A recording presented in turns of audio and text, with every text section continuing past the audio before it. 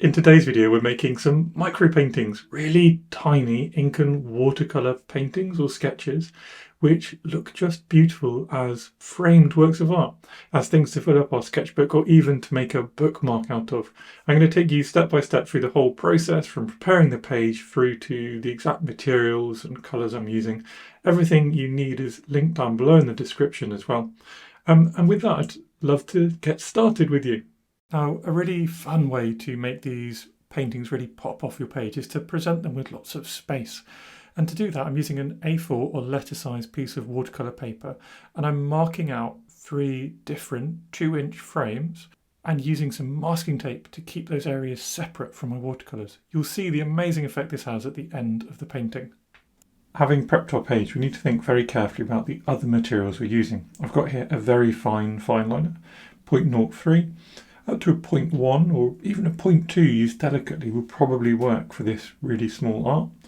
I'm going to use my fountain pen. This has got an ultra extra fine nib in, so I'm going to use that ultra extra fine nib very carefully. It's about a 0.2 millimeter, but if I'm gentle I should be able to make it finer than that. Then we're going to have to think about the brushes we're using. I've got here some very small brushes, a size 1 and size 3 brush. It might end up being that actually these are a bit too small.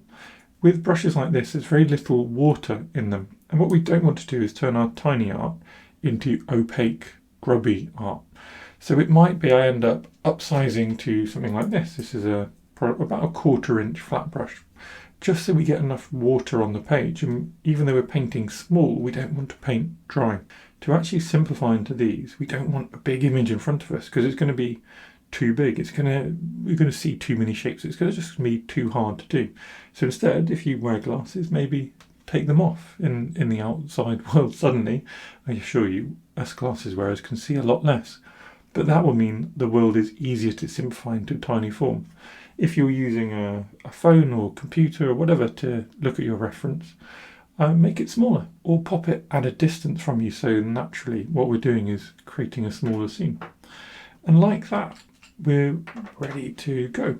What we need to do here is really focus on keeping it simple, because within this space a line is going to look very bold. Lots of lines are suddenly just going to be very busy and messy. So I'm going to take my first scene, and this is Cat's Abbey. This is our wedding venue, so one of the key scenes here, of course. I'm going to just start with really gentle, light, scratchy lines and just get those key shapes in, those key shapes. And we can come back and we can refine them and we can add more, but start with those key shapes and only those key shapes. Off to the side, got enough room to just pop one more roof in here, and we can pop in a couple of the smaller shapes as well. We've got windows that we can see.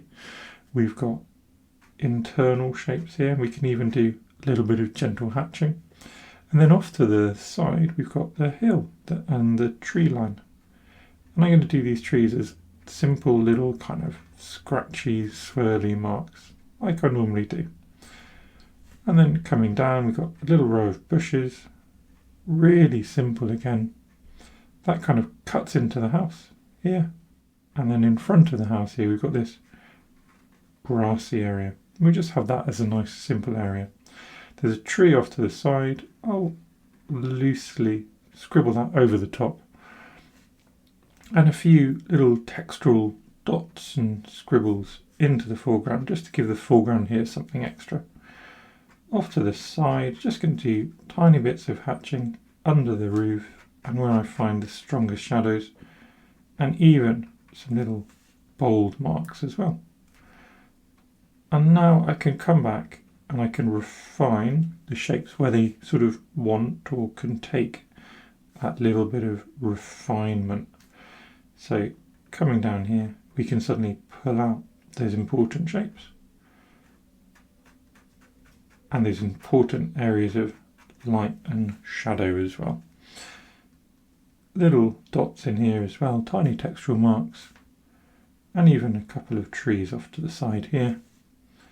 And this one important tree, which I know in the reference is very twiggy, but for the purposes of this simple sort of micro art, I'm not going to make it twiggy, I'm going to make it a simple, slightly more illustrative shape.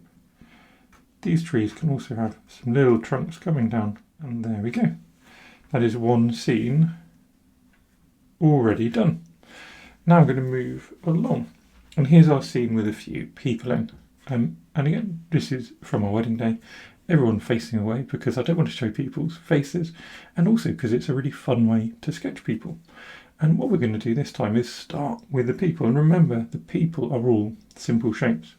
Bear in mind this sort of triptych composition, so we want the sort of flow of all the images to run through about the same line. And with that in mind, I'm going to start on the left, and I'm just going to pop in little dabs for people's heads, and then we can come back, and having done that, we can make sure everything's lined up. And here's myself and my friend Ed, and now we know we're going to fit everyone in, so I can now add in the bodies, and here we go, and just getting the idea of each of these people in. Not trying to be too clever, not trying to suggest too much detail or too much specifics, but getting, for example, Tash has got a bag on here, so just getting that idea. And Tash has got a jumper on, so getting this shape here, so it's cutting in and showing that's her jumper. And there's her legs. Here's Tash's sister, who's got a rucksack on and a dress, so we'll get the idea of that dress in. And then Tash's mum, who stood slightly to the side, so we get that feeling with her hair up in a bun as well. So it's all just really simple ideas, not overdoing it, not overcomplicating anything. Myself, a bit taller, a bit wider than the others, and wearing a jacket, very fancy compared to normal. To get the sleeves of the jacket in, and then my trousers. And then my friend Ed, who I've shuffled slightly closer to me to sort of fit the composition a little bit better. Again, he's a tiny bit taller than me, and I'll have him just stood right next to me, slightly in front. And there we go. And like before, we can go back and embolden some of these. So get the shapes which have worked and make them bolder. With people, it's important not to overdraw. So what I'm not going to try and do is draw around every single shape. What I might do is focus down the kind of left side of everybody, and that will show their kind of interactions with one another.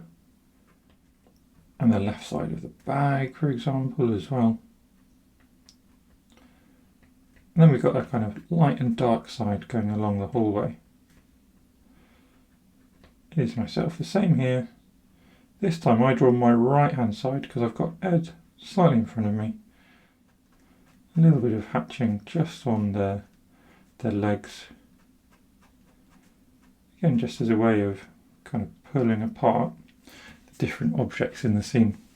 We've got this fence, which is quite characteristic, running through the scene as well.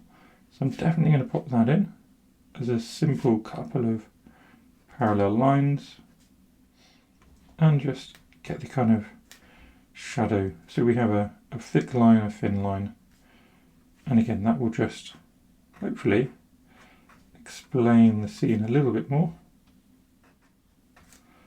One more just in here, sneaking in. What else can we do? Well, we can have these kind of tree-like shapes as a background, can't we? What we're actually looking at, I should explain, we're looking at a sort of little pigsty and some pigs outside a cafe. And this is in Toft near Cambridge. Even this line can be a little bit bolder. Okay, and then we can move on to our last one. So we had our two wedding venues, if you like. This was our big expensive wedding. This was actually the first day we had our registry wedding, and afterwards we just came home. And so my last little sketch is going to be home. I'm not going to use a reference for this, just to keep my house a little bit private. And I am, however, going to do the same simple idea. So we have a a garage at the front. We have our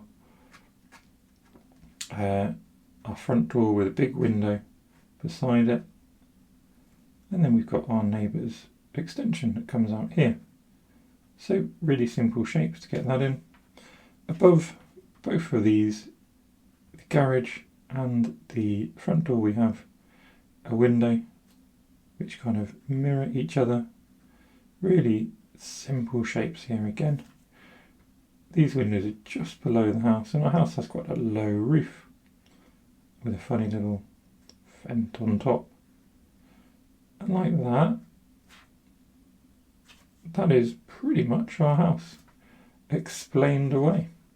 I'll just suggest the neighbour's house alongside, and then we can embolden these lines again. And there'll be little touches extra we can add as well. The texture on the garage, the next neighbour's house coming along here. We'll get this neighbour's house spreading out that way a little bit. And the same here. But I'm making our house the key bit here, the boldest part of the scene. Get some of these roof textures. And then coming forward here, what we have is a little fence line.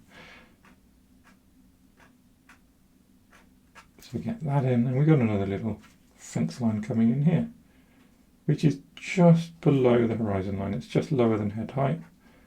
So it's just sloping down away from us. There's the pavement to kind of complete the feel of the scene. And now we can add some shadows as well. So we get shadows coming under here, shadows in the windows. And the windows can now become a little bit bolder as well. I'd left them out the first time, hadn't I? And a little sort of suggestion of a door there. A bit more darkness for that window. And then you can decide how much more to add either side.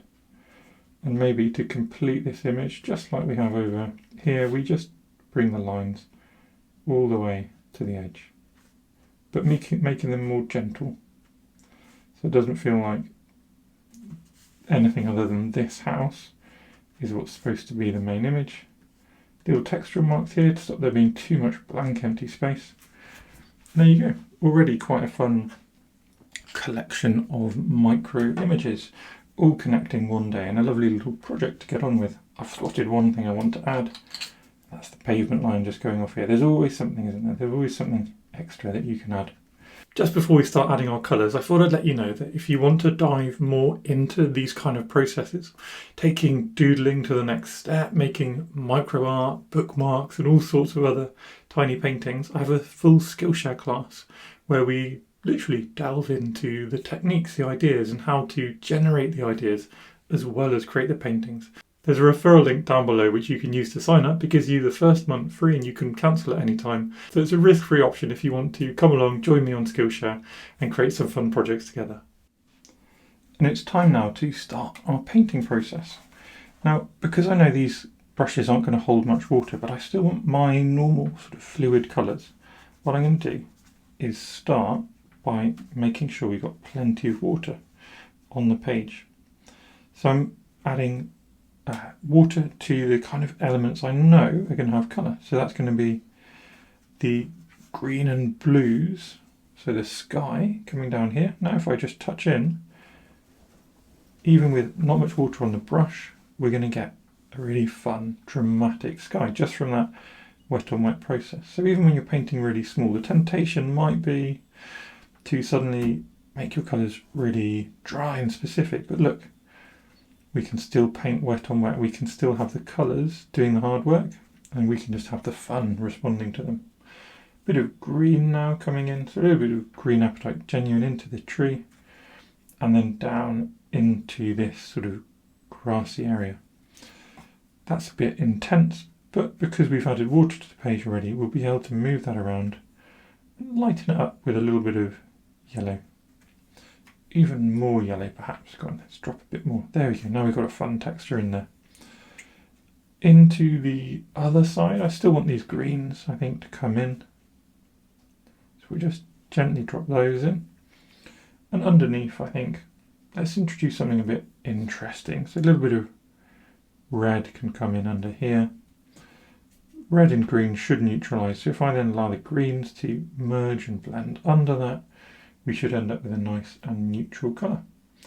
I don't want to overpaint this. It's really important, very important in something this small to not overpaint. So I'm going to leave plenty of space, and I'm just going to start now with my final colour for this scene, which will be a little bit of Mars yellow into this building. This Cat's Abbey is in the Cotswold, so you can imagine the kind of Cotswold stone, which is this ochre kind of colour. A few splashes into this corner. Do my best not to get them in too many other places. And then a little bit of indigo, just to get a couple more of these shadowy areas. And hopefully that's going to work rather nicely, just softening out. Got some nice spreads of the colours going up as well. And with that, we will leave it. Oh no, one more thing actually, because we've got this foreground here, I think it's quite important that we get the sense that the painting kind of comes to the edge, comes to the frame. So I'm just going to use a bit of the colours I've already used to get that paint just to the edge here. And that will provide that framed feel like it at the top. And then we're going to move on. So here, I'm going to do the same idea. So we're going to just paint into our people with water. I'm painting initially into the sort of clothes and the bags. And I'll leave the heads for now. But then the clothes we can come into, and we can find a bit of blue here. Maybe my jacket over here can be indigo and lavender. A little take on the real colours, if you like. Then a bit of grey. So I'll use a bit more indigo with a bit of graphite grey into Ed's jacket, which goes into black for his trousers. So a bit more of the graphite grey. Coming over, Tash's mum has got a sort of deep green, so we use the Green Apatite Genuine again. And then along one we'll get some of that red in for this dress here. And I know that's not the real colour, but this time we're just trying to enhance things a little bit. Tash is wearing essentially white, so I'm just going to pull out the colour away from her, and we'll bring out the yellow instead in her bag, and we'll see what happens when that sort of starts to dry. In the meantime, into people's heads, so my head can be this colour, little ochre colour. That same can come along over here.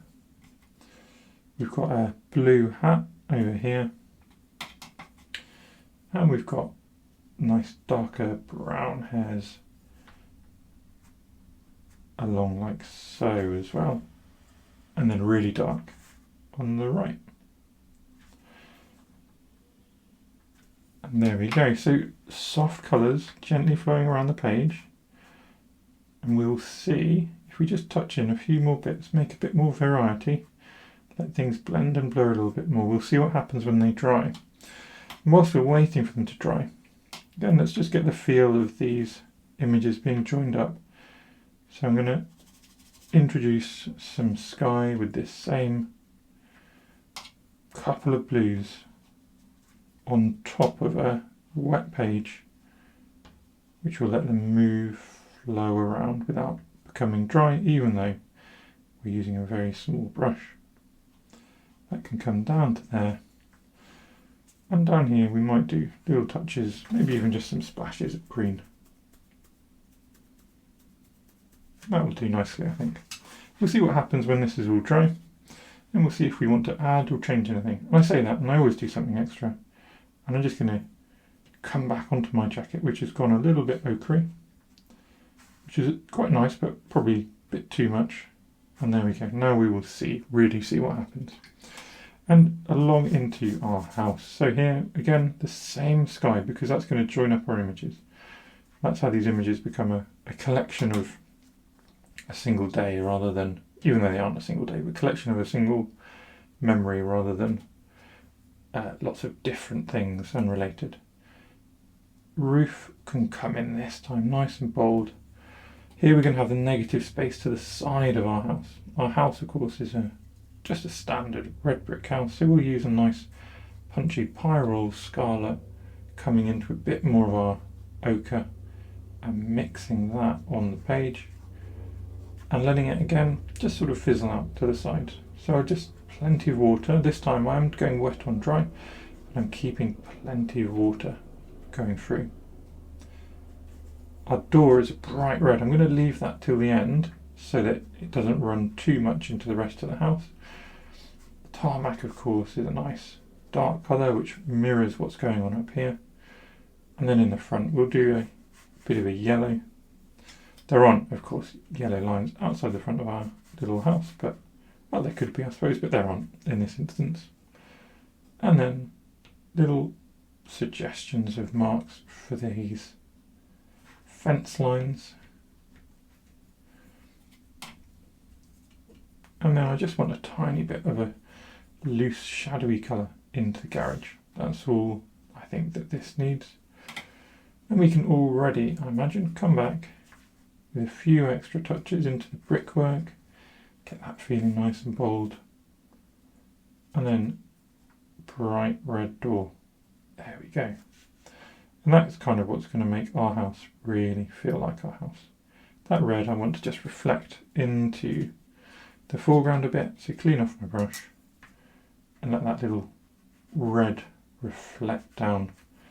There is not any reflection on the tarmac, but I like just joining things up like that. Get these shadows in a little more convincingly. Thing is, with painting so small, everything's drying very quickly, so it does let you move around the image a little bit more. Normally you might have to wait a bit longer, but with things drying so quickly that isn't the case. You can see already I can paint blue in there and it's not really moving very much. Richer blue there. Let's pop a little bit of blue into the shadow and we're going to move back and we're almost done, very almost done. All we want to do now is some tiny little final touches. So just rich oranges, for example, with this ochre, and a little touch more of our green to create just a tiny bit of shadow into some of these trees and pick out the little perhaps grassy shapes in the foreground.